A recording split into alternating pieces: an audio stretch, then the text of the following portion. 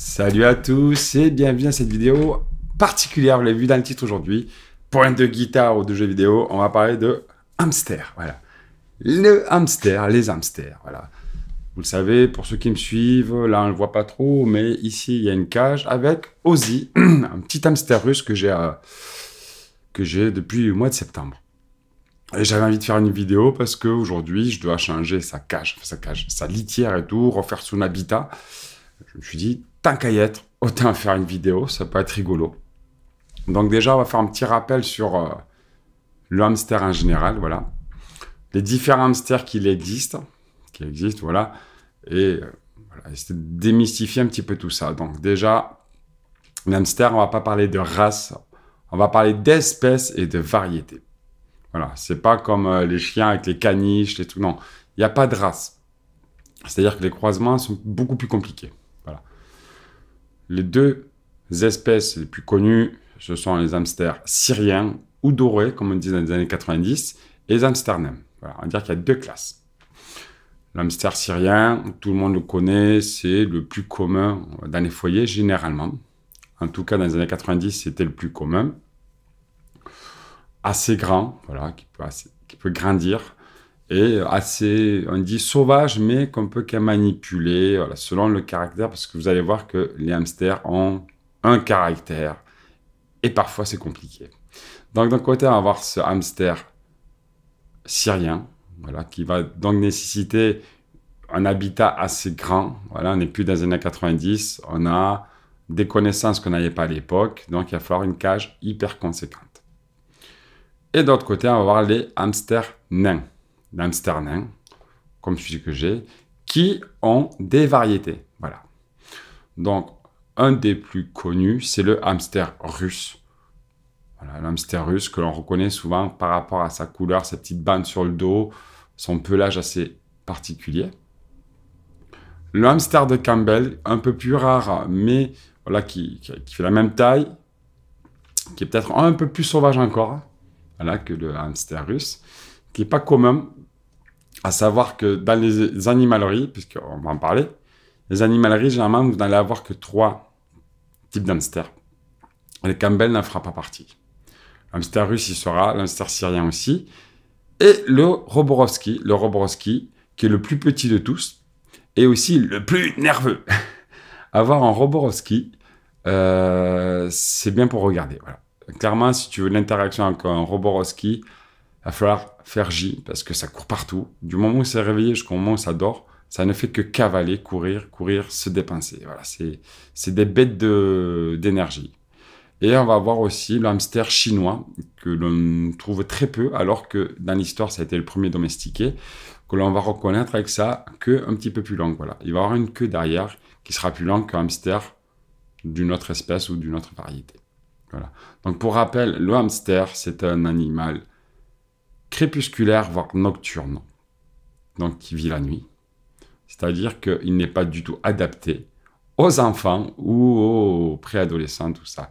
Voilà, c'est-à-dire que leur offrir un hamster, c'est une fausse bonne idée, parce qu'au final, ils n'auront aucune interaction avec eux, sauf s'ils s'amusent à les réveiller la journée, mais c'est déconseillé déjà, parce que ça va complètement foutre en l'air leur système, voilà, leur système biologique, tout ça, leur rythme de vie, leur cycle va être interrompu incessamment.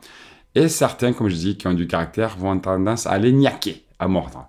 Une morsure d'hamster, ça fait mal, là, parce que le hamster a 4 putains d'incisives devant, et je crois qu'ils ont 14 molaires derrière, ou un truc comme ça. C'est un fait à vérifier, mais j'avais le truc, voilà. Donc, évidemment, c'est nocturne, et c'est pas forcément un animal très sociable.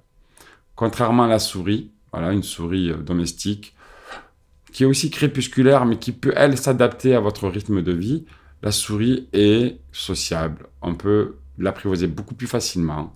Puis voilà. Aussi, un autre fait très important, le hamster n'est pas un animal qui se prête à vivre en groupe. C'est-à-dire qu'il est territorial. Mettez 2 hamsters dans la même cage, ce sera un bain de sang. Alors, on voit souvent des vidéos sur TikTok, sur des trucs comme ça, et des bébés hamsters.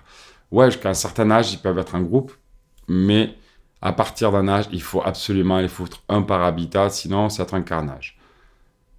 Sauf si vous mettez un mâle et une femelle, mais là, attention, les portées, ça va s'enchaîner. Ça va s'enchaîner. Si vous faites de l'élevage, vous le verrez, ça demande, voilà, c'est une logistique pas possible.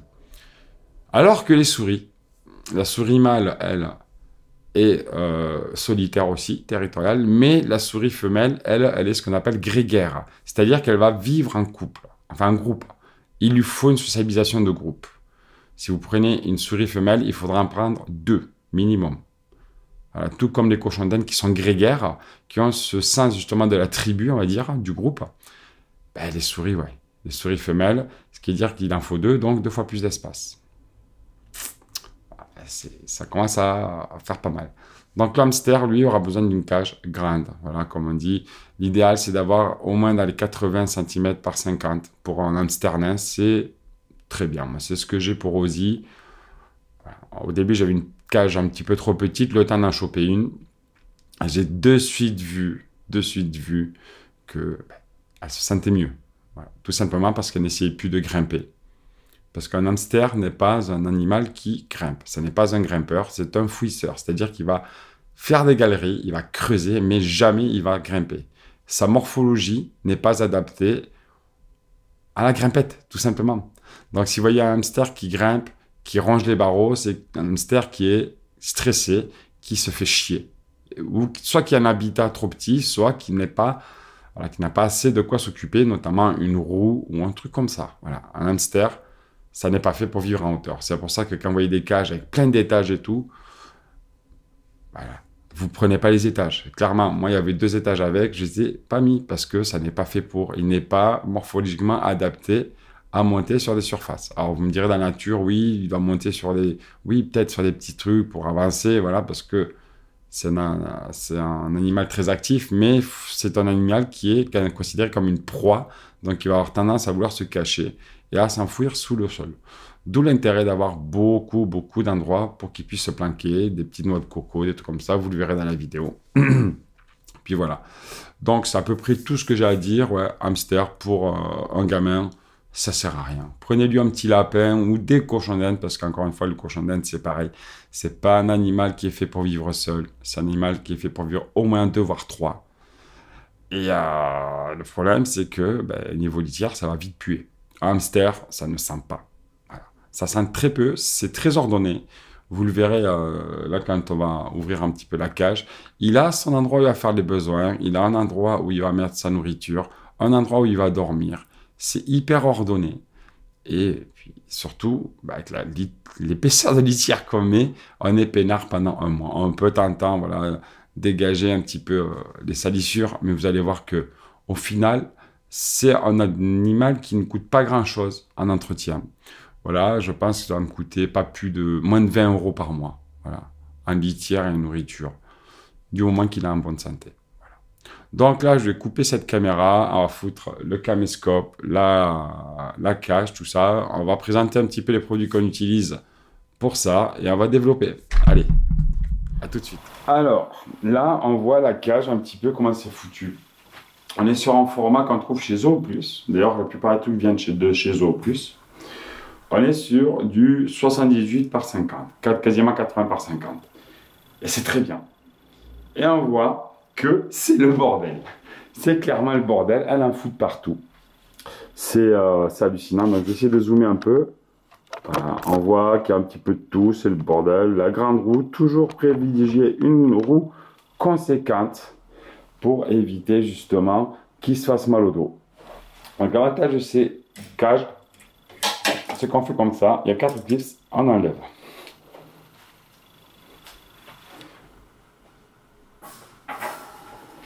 Donc, comme je disais, un hamster, c'est à la fois bordélique et très ordonné. Hop, on va un petit peu... Désolé pour la tremblote, mais c'est pas évident de filmer. Donc ici, généralement, il y a plusieurs zones. Ici, c'est là où elle vient rien faire. Elle se planque. Ici, c'est un endroit où elle vient parfois mettre sa bouffe. On voit qu'il y a une petite cacahuète. Ici, c'est un endroit où elle vient souvent faire ses besoins. Clairement. Cette noix de coco là, c'est un garde-manger. Pour elle, c'est un garde-manger.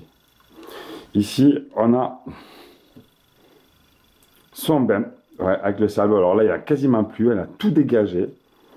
Très important d'avoir de la terre à bain ou du sable spécialisé pour qu'il puisse se laver parce qu'un hamster est un animal extrêmement propre, qui passe son temps à se nettoyer. Comme je disais auparavant, hop, on va faire ici une roue conséquente. Là, c'est un modèle Trixie. C'est très, très, très bien. On voit qu'il y a quand même une grosse épaisseur de litière. Il faut ce qu'il faut pour qu'il se sente heureux et épanoui. Donc là, c'est quand même une très belle cage. J'aurais pu prendre plus grand, mais voilà. Vu que c'est pas un hamster syrien, j'ai préféré partir sur un modèle comme ceci. Dans les tarifs, on est à peu près à 80-85 € la cage. C'est honnête pour la qualité. Là, on a des bords en verre. Donc, je ne sais pas si vous allez voir. Je vais essayer de justement défaire un petit peu le caméscope. Hop, on va enlever de son socle. Ici, on voit une belle galerie. Là, hop, ça c'est une des galeries qu'elle va creuser pour justement aller se faire un nid. Donc, ce qui est un petit peu dommage, c'est qu'on a des parois en verre, mais jamais elle ne vient vers cet endroit-là. Hop, un petit tour d'horizon. Donc là, on voit quoi? Un garde-manger, des ponts de partout qu'elle a enfouis à force de gratter, des tunnels. Ça, très important, ce genre de truc, vous voyez qu'elle les défonce, c'est bien. Important aussi, c'est de mettre de quoi ranger des bouts de bois, non résineux bien évidemment. On voit qu'elle s'est fait plaisir, elle a bien salopé la roue. Ça va partir au lavage. Puis voilà quoi, donc toujours des petits objets à ranger, des modules, des trucs comme ça pour les occuper. Et faire toujours attention à voir tout ce qui est non résineux. Donc ça se trouve facilement. Que ce soit sur internet ou dans les magasins. Parce que le problème des animaleries et les grainetteries, ben, on voit plus facilement de trucs pour les chiens, les chats que pour les rongeurs. C'est triste, mais c'est comme ça. Mais bon, voilà, sur internet ou même si vous avez Zomalia, des trucs comme ça, on arrive quand même à trouver des trucs sympathiques. Mais on se rend compte qu'on a plus ou moins tous les mêmes agrès, les mêmes objets. Donc ce que je vais faire, c'est que je vais enlever tout ça, hors caméra, nettoyer. Je vais garder une partie de la litière. Hein. Vous voyez, quand même, ça fait une belle hauteur. Une partie de la litière, hein, voilà, pour justement qu'elle ait toujours ses repères. Voilà, c'est important quand on change la litière d'un hamster de garder un petit peu d'ancienne. Donc on va piocher dans celle qui est au fond pour justement qu'elle soit pas trop perturbée par ce changement, que ce soit pas tout propre non plus. Voilà. Qui est toujours son odeur et tout, parce qu'un hamster marque son territoire. Donc là, j'ai coupé le truc et j'ai tout préparé. Alors, ça y est, on a tout nettoyé. Voici l'animal en question, la petite Ozzy. Donc, comme je disais, un petit hamster russe, mais comme il vient d'animalerie, ils sont souvent croisés avec des Campbell. Donc, ce qui veut dire qu'ils peuvent avoir quelques petits problèmes de diabète plus tard. Faites gaffe à l'alimentation toujours. Elle est toute magnifique, elle est adorable. Elle est toute gentille, elle ne mord pas. Elle a un petit caractère quand même parfois. Donc là, on a viré tout ce qui est dans sa cage, on a nettoyé. Et on va remettre la petite bête dans son parc et on va s'occuper de la litière. Donc, qu'est-ce qu'on utilise principalement? Dans les années 90, généralement, qu'est-ce qu'on voyait? Alors, je vais baisser un petit peu la caméra. On voyait les gens utiliser des copeaux de bois. Il s'est avéré que ces copeaux de bois étaient issus de bois résineux, pin, sapin, et donc sont toxiques pour nos animaux. En France, on a de la chance de trouver du chanvre. Le chanvre, comme ceci, un copeau. Voilà, litière de chanvre, naturelle, sans odeur. On ne met pas de litière qui a des parce que c'est pas bon, tout simplement. Personnellement, j'utilise ça et n'allez pas croire ce qu'on voit parfois sur YouTube, là, certains réels sur les hamsters, ça ne va pas leur crever les yeux. Non, le hamster, il a des paupières. Il ne va pas se péter un œil en creusant un dent. Mais ce n'est pas la seule chose que j'utilise. J'utilise aussi du foin. Hop, voilà, ici. Du foin 100% naturel que je vais mélanger, faire des étages avec le chanvre. Donc ça, on va dire, ce sera les litières principales. À ça, je vais rajouter de la litière de cellulose. Des fines couches de cellulose dessus. C'est doux, ils aiment bien utiliser ça pour faire leur nid. C'est bio, il n'y a pas de parfum, il n'y a pas de truc. C'est ni plus ni moins que du papier recyclé. Et voilà, fait en broyé. Très bien. Et exceptionnellement, maintenant, je vais utiliser, hop là, la litière, la surlitière en parc de bruyère. Ça, j'aime bien utiliser. Donc, j'ai jamais fait. Apparemment, c'est sympa. Je voulais utiliser la rafle de maïs, mais pour les hamsters nains, vu la taille de leurs griffes, on va éviter de leur mettre ça. On va éviter parce que la petite patte, la rafle de maïs, c'est assez épais. On va éviter. Donc, on va faire un mélange. Un petit peu de tout ça. Donc, on va baisser la caméra. Hop là. Comme ça, je pense que c'est pas mal. Ouais. Ok. Donc, la cage est là. Ce que je vais commencer à faire, c'est à mettre un étage de litière de chanvre. On n'hésite pas. Ils aiment bien ça. Il faut être généreux. L'idéal, c'est de mettre la litière jusqu'en haut du verre. Donc, hop là, c'est parti. Tranquillement. On met une bonne petite épaisseur déjà en fond. Voilà, moi je l'appuie sur le fond de ça. Hop là. Comme ça, on répartit bien. Faites attention que votre litière ne soit pas humide et qu'il n'y ait pas non plus trop de poussière. Voilà, faites vraiment gaffe sur ce que vous achetez. Par-dessus, je vais mettre du foin. Le foin, ça va leur permettre justement de stabiliser leur tunnel. C'est naturel, c'est pareil. Ils ne vont pas se crever les yeux avec du foin. Faut arrêter, c'est pas des serpents, ils ont des paupières. Donc là, le foin, j'aime bien faire une petite couche comme ça, que je vais ensuite recouvrir de chanvre. De chanvre à nouveau, et c'est reparti. On refait, on remet là. Voilà. Là, ce que je vais faire, j'ai gardé l'ancienne litière que je vais remettre un petit peu pour mélanger. Voilà, comme ceci. Voilà, hop, une bonne petite couche de litière. Faut ce qu'il faut pour nos bêtes. Hein. J'espère qu'on verra bien. Ouais, c'est bon. Ensuite, voilà. Je remets de la paille du foin. Alors, bon, j'ai un autre paquet, ne vous inquiétez pas. Ouais, j'aime bien étaler les couches. Je me suis rendu compte que ces tunnels avaient l'air de bien tenir.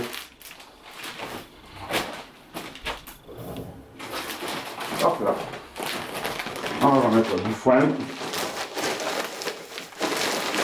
On va essayer d'aller jusqu'à nous.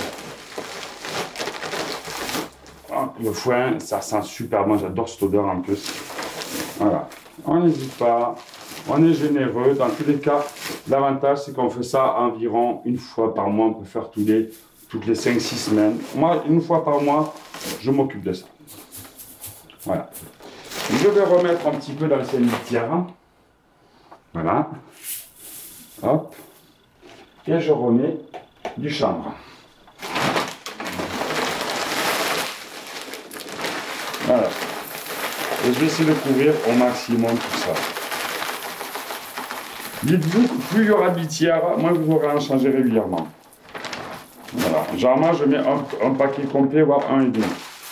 Et là, ça nous fait une méga couche de litière. Mais il m'en reste encore. Hein. Je vais en remettre. Je tasse un petit peu ça pour que justement, quand elle creusera, ce soit quand même assez doux. Et après, on va la remettre dedans pour voir un petit peu sa réaction.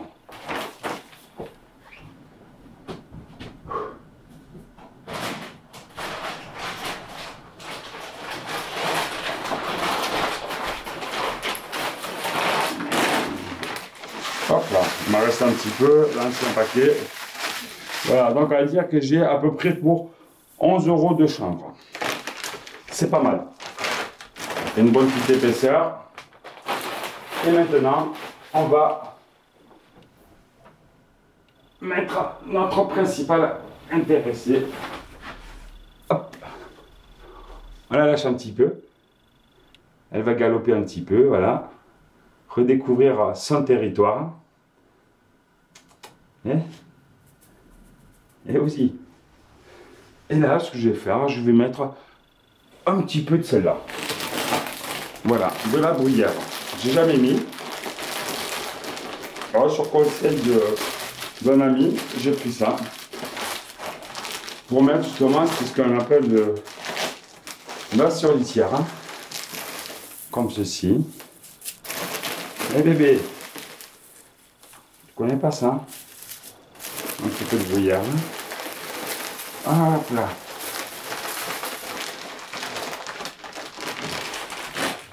Et ouais, c'est ce qu'on appelle de l'enrichissement. Ça leur fait un petit peu découvrir de nouvelles textures, de nouvelles odeurs. Voilà, on va remettre une petite couche. Voilà, c'est bien. Hop là. Viens mon bébé. Voilà. Nouvelle maison, toute propre.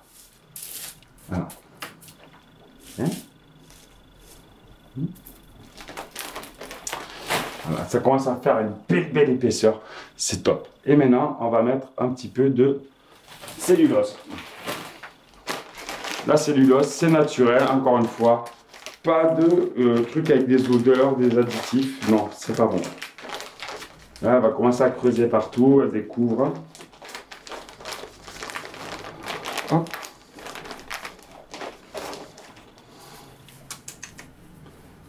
Voilà, on en met un petit peu partout. Bébé.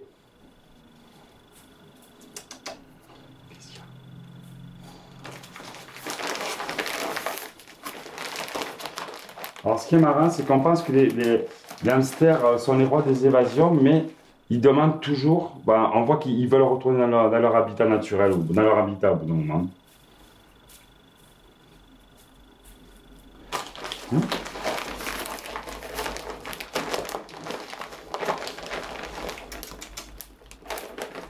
Alors, parfois, j'ai remarqué, enfin, c'est surtout le jour où je l'ai eu, l'hamster peut crier, il peut se mettre à brailler quand il est stressé, énervé, voilà. Ou quand on le dérange, ça a un petit caractère quand même, hein. Faut pas croire, hein. Voilà, ça c'est doux, c'est chaud, ils aiment bien. En tout cas, elle aime bien. Là, on voit que, hop, on va commencer à remettre ces modules. Alors, ce que je fais, c'est que je vais recreuser un petit peu pour remettre des petits tunnels. Voilà, des petits tunnels. J'aurais pu le faire avant. Voilà, hop, je les dispose comme ceci. À droite, à gauche, voilà, des petits cartons. Et je ne sais pas si vous allez voir, mais elle les défonce, mais copieusement. Hein? Que tu défonces tout ça. Et c'est marrant parce qu'on entend creuser parfois. On entend creuser. Du bébé. Eh oui, t'es gentil. Eh oui, t'es gentil. Oh, top. Elle est vraiment très gentille comme hamster. Il n'y a pas à dire. Je pense qu'elle a son petit caractère, mais elle, encore une fois, elle n'a jamais mordu. Elle n'a jamais rien fait de mal à ce niveau-là. La socialisation n'a pas été des plus simples, c'est normal. C'est pas un animal à la base domestique. Il faut qu'il ait confiance en vous, qu'il vous connaisse, qu'il apprenne à vous faire confiance, tout ça, c'est pas évident. Et bon, voilà, je dispose un petit peu partout. C'est joli, c'est tout doux. Alors, on peut mettre du papier sopalin, encore une fois naturel, sans odeur, du PQ, des trucs comme ça. Surtout pas de colorant et d'arôme, surtout pas ça. Voilà.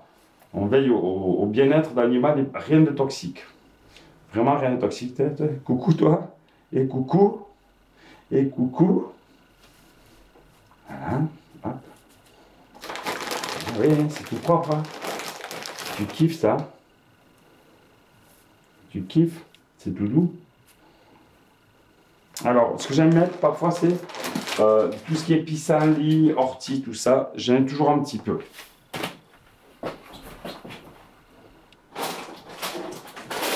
Hop. On va prendre ça. Voilà. Prendre ça. Donc, elle s'est barrée. J'entends qu'il gratte. Je mets aussi parfois de la fibre de chanvre. Voilà, ça lui est. Je fais des petites boulettes qu'elle va prendre pour faire des son nid. Voilà, elle va commencer à creuser son nid, faire ces petits trucs. Voilà, donc j'en mets un petit peu partout comme ça. Des fibres de chanvre. Hop là. B. Ça me fait kiffer de l'avoir fouillée partout comme ça, elle est trop marrante. Hein? On n'oublie pas évidemment, comme c'est un rongeur, de mettre de quoi ronger. Alors généralement je mets des racines de pissenlit. Voilà, c'est des racines comme ceci, je ne sais pas si on va les voir. Ça j'en mets quelques-unes, ici et là.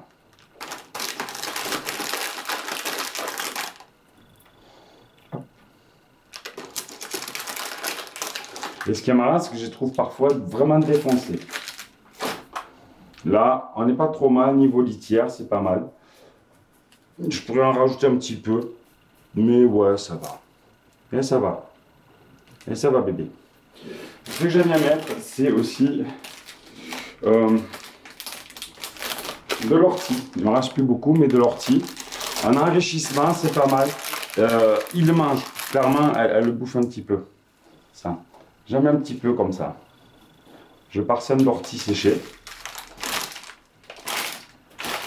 Et aussi un petit mélange de céleri. Mélange de céleri, elle aime bien. Elle aime bien. Voilà. Et ça, c'est marrant parce que dessus, ça apporte une petite odeur de céleri. Hein, c'est ton herbe à chat, ça. C'est ton herbe à chat à toi, ça. Tu kiffes, hein. Ah, elle est vraiment... Elle est toute douce, elle est toute gentille comme animal. Au début, c'était pas simple. Hein. Au début, c'était pas simple. Et là, je vais commencer à disposer un petit peu ces agrès. Ces agrès, donc la roue et tout le bordel.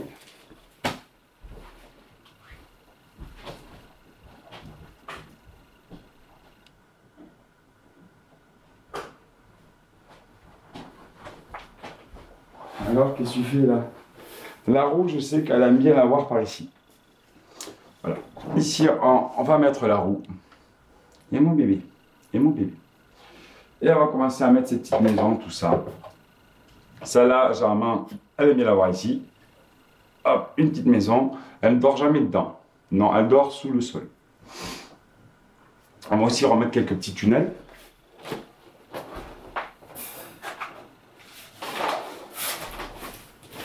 Quelques petits tunnels ici et là. On va lui remettre son garde-manger parce que, voilà. D'abord son petit pont. Le petit pont-levis. On va lui remettre ça. Son petit truc à ronger. Ces petits jouets. Alors, dans des jouets, c'est un bien grand mot, mais on voit qu'elle les ronge. C'est le principal. Là, elle cavale un petit peu. On va commencer à lui remettre ses ponts.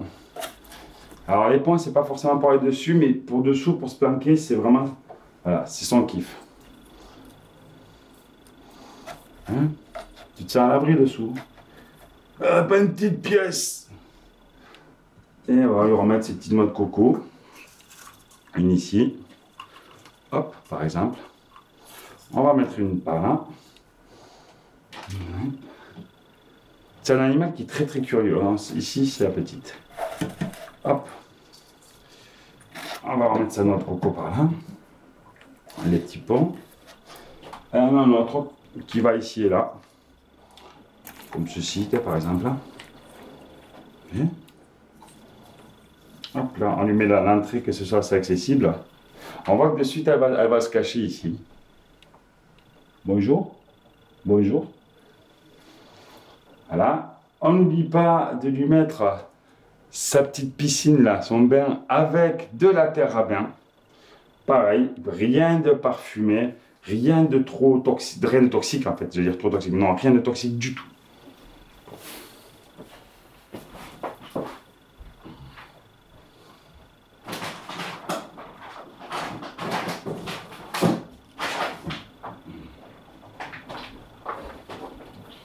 Donc on va lui mettre de la terre à bain, une belle quantité, mais de toute façon, je sais pas. Alors avant je mettais dans une coupelle, là j'ai mis ça, mais j'ai l'impression que c'est pas la bonne idée.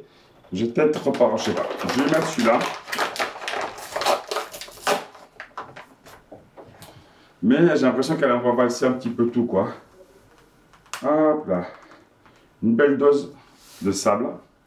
Donc c'est un sable qui justement ne fait pas de poussière et c'est très important. Hop, on lui referme. C'est rigolo, c'est mignon comme tout. Comme ça. Ça, je sais qu'elle aime bien l'avoir ici. Et bonjour. De suite, elle a tiré les trucs pour se faire un nid. Voilà. Et les petits ponts qu'on va mettre ici et là. Cachés. Voilà, beaucoup de trucs pour se planquer. Et très important, très important, son garde-manger, sa noix de coco. Je sais pas où je l'ai foutu, on va remettre des petits tunnels. Beaucoup de tunnels, beaucoup de tunnels parce qu'elle kiffe ça. Il se protège en fait, ça le protégeait dans ses abris. Et sa noix de coco que j'ai foutu où quelque part. Ça, c'est un petit truc à ronger par là. Hop, putain, après c'est des merdes. Des merdes, hop, un grand petit tunnel, un petit pont, hop.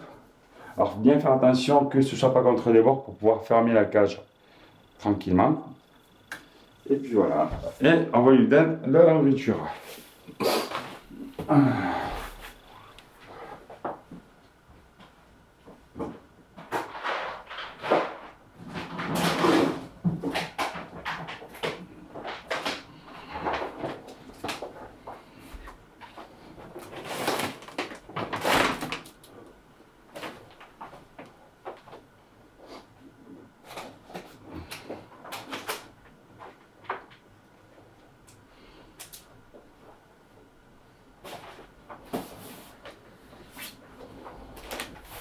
Alors, pour la nourriture, on va privilégier des repas complets. C'est comme des granules, c'est des granules de ce style-là, voilà, qui sont vraiment complets pour les hamsters. Là, pour lapin, pour hamster, tout ça. Voilà, c'est des petits granulés comme ceci, qu'on va disperser un peu partout.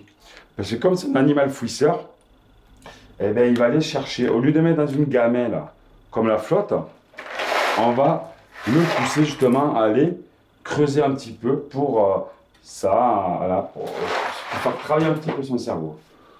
On peut très bien aussi utiliser des mélanges de graines, comme ça, mais on se rend compte qu'il trie. L'hamster va trier les graines, ce qu'il aime de ce qu'il n'aime pas. Donc forcément, niveau équilibre, c'est pas ce qu'il y a de mieux. Tiens, est-ce que tu veux une graine, mon bébé? Tiens, je te dérange, hein? Voilà, je te rends. Tiens. Hop. Voilà, hop, ta petite graine. Donc ça, j'en mets un petit peu de temps en temps aussi, quelques-unes, hein. Un petit peu partout. Il faut qu'il aille chercher, il faut que ce soit ludique la nourriture aussi. Alors attention à tout ce qui est sucre, tout ce qui est sucré. On y va de mollo, c'est pas fait pour. Elle, par exemple, elle adore les graines de tournesol, c'est un truc de malade. Elle est déglingue. Tiens. Hop là, tiens, hein. Tu veux pas? Ah, t'as senti quelque chose de meilleur, hein? Donc voilà, j'en mets un petit peu partout. Pas trop. Et ce qui est sympa aussi pour son apport de protéines, c'est les petits insectes comme ça. Des insectes séchés. Alors là, c'est là où elle fait le tri. Elle n'aime que les vers. J'ai essayé les criquets, les trucs comme ça. Pas fan, mais les vers, elle aime bien. Donc je sais pas si elle est là. Non. Elle est là. Tiens. Tiens. Hop, elle me l'a chippé des mains. Tiens. Ça elle le kiffe. Donc généralement là, on n'est pas trop mal. Il manque plus que son petit garde-manger que j'ai posé ici. Voilà. Et c'est bon. Donc son garde-manger, alors généralement on le met là. Et ce qui est rigolo, c'est qu'elle va souvent faire un tunnel dessous pour justement creuser. Là, il ne manque plus qu'à remettre de la flotte. Alors, changer l'eau tous les jours, c'est important. Et puis, on est pas mal, quoi, j'ai envie de dire. On est bien, donc je lui remets la cage, comme ceci, la grille. Hop. On va vérifier que tout soit bien. Ouais, ça va.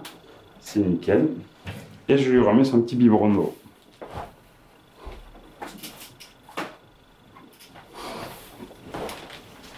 Les friandises, c'est sympa, mais pas tous les jours. Faut pas déconner. On ne veut pas qu'il devienne diabétique, notre animal. Donc, hop, du coup, là, je vais pour remettre le biberon un petit peu en hauteur. En fonction de ça, je vais changer un petit peu la disposition. De toute façon, dans 2 jours, c'est le bordel. Il y a 2 jours, même pas, c'est le bordel, elle en refout partout. Donc là, on voit qu'elle a plein d'endroits pour se cacher. Et elle kiffe ça.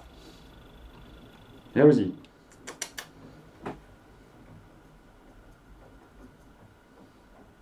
Sors ton museau. Et le museau. Et le museau. Et oui. Donc voilà. Donc voilà, c'est à peu près tout. Sa cage est prête pour un mois. Donc il y aura évidemment des petits ajustements de temps en temps pour nettoyer. Puis voilà quoi. Puis voilà, j'ai envie de dire. Hein. On n'est pas trop mal, hein, mademoiselle. Donc là, ce que je vais faire, c'est que hop, je vais rapprocher ces 2 pompes. Et là, elle va dire au revoir à la caméra. Et mon bibi. Et Dieu. Hop là. Hop là. Voilà. Là, son setup est propre, complet. Elle a de quoi faire pour un mois. On va lui foutre la paix. Puis on la reverra plus tard. Allez, c'est parti pour la fin de la vidéo.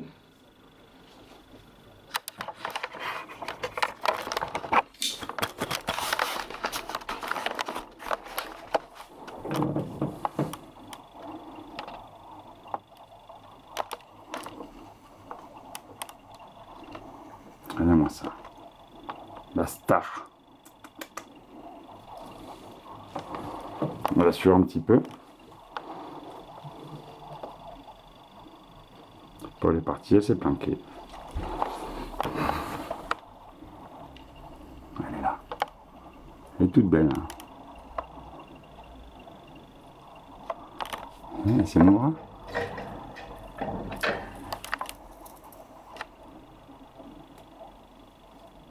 essayer de voir si elle veut prendre à manger. Tiens. Tiens.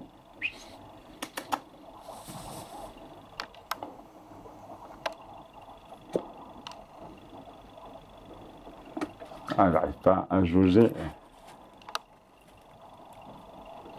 la distance avec la caméra.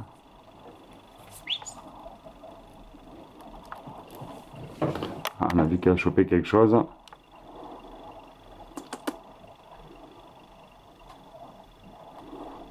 Voilà. Là, elle redécouvre son espace. Hop là, tiens, je te pique ça et je me barre. C'est passionnant à voir.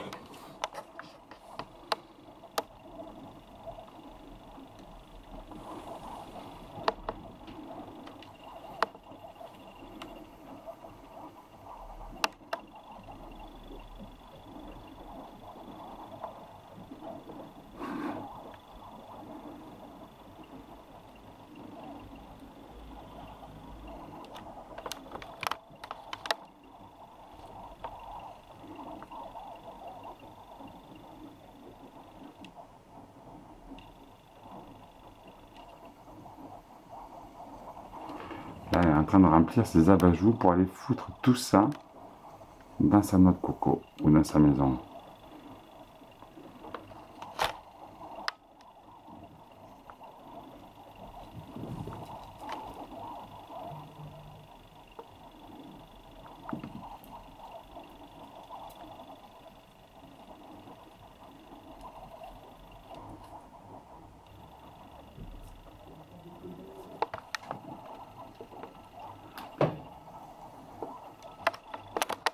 Allez, on va lui foutre la paix.